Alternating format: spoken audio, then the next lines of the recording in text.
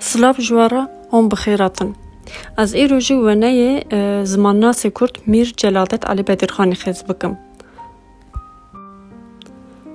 Me tasleka weneyê derxist û dest bi xêzkirinê dikim. Celadet Alî Bedirxan yek ji lawên malbata mezina Kurdan malbata Bedirxaniyan bû.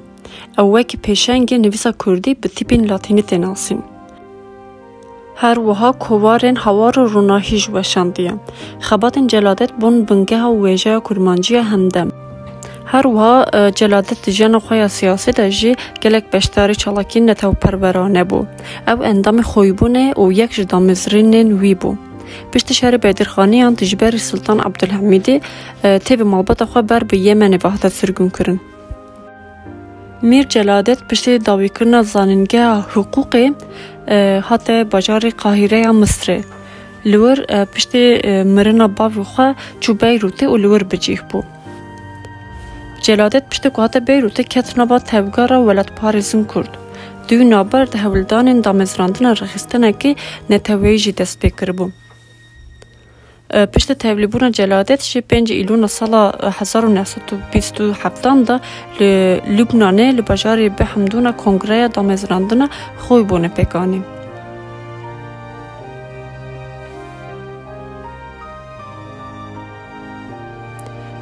Lê li ji ber ku ew negihiştin armancên xwe, Celadet berê xwe da Çiyayê Araratê û tevê serhildanên Serhedê bû.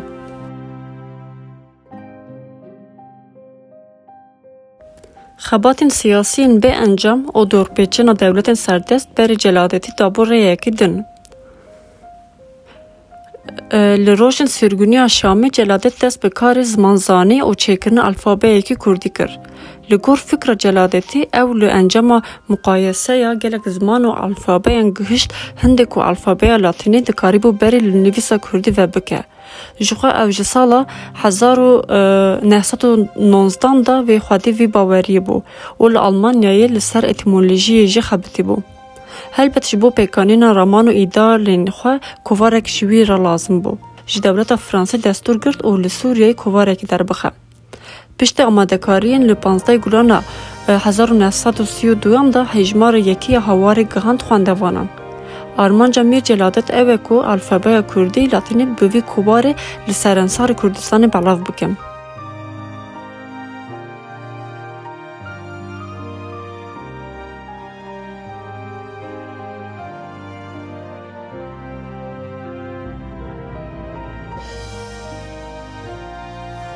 Di heman demê de jî li kovara hawarê de dest bi nivîsandina zaraveya Soraniya bi tîpên latînî jî kiriye. Her li wî salê pirtûka xwe ya gramerê ya bi navê Bingehên Gramera Kurmancî jî çap kir. Mîr Celadet di jiyana xwe ya rewşenbirî de ji ber xebatên kovar derxistinê gelek pirtûk jî nivîsîn. Her wiha ji ber kovarên ku wî derdixistin di gelek kovarên Kurdî yên zimanên din de jî nivîsiye. Mîr Celadet li 15 Tirmeya sala 1951 li gundê Hêcanê nêzê Şamê çû ser dîlovaniya Xwedê. Belê jiyana Mîr Celadet Alî Bedirxan jî wiha bû. Ji xwe weneyê me jî hêdî ber bi xilasbûnê ye.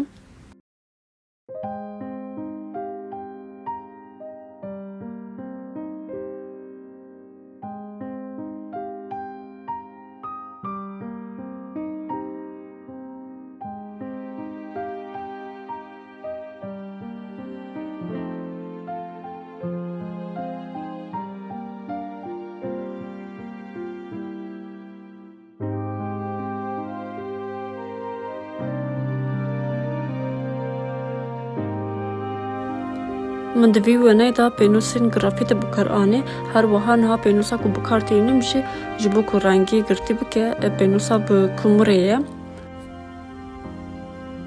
Di weneyên bi pênûsê ve ji bo ku rengan em nerm bikin carinan pembî an jî peçete jî dikarin bikarbînin.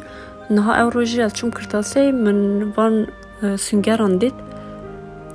Lêk kêfa min ji wan hat min got ez biceribînim û bikarbînim rastî jî nexirabin ango dikarin em sünger jî bikarbînin ji bo ku rengê nerm bikin.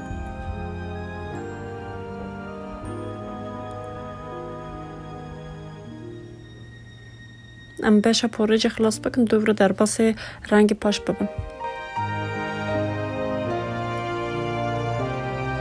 از سنگاری خواب و هاجی نشان بدم هم یه مازن هم جی یه بچوکشی دیده هبون.